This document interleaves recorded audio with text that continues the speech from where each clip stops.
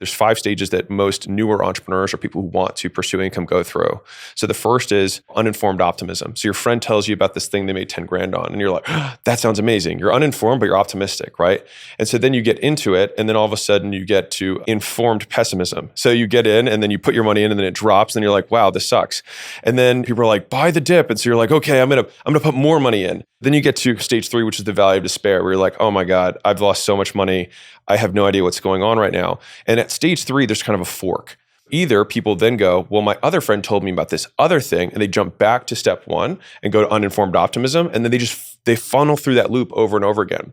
Now, to break through that dip, you have to basically get to stage 4, which is informed optimism. Now you understand the rules of the game, you understand the variables at play, and it's not as good as you thought it was, but you at least get it.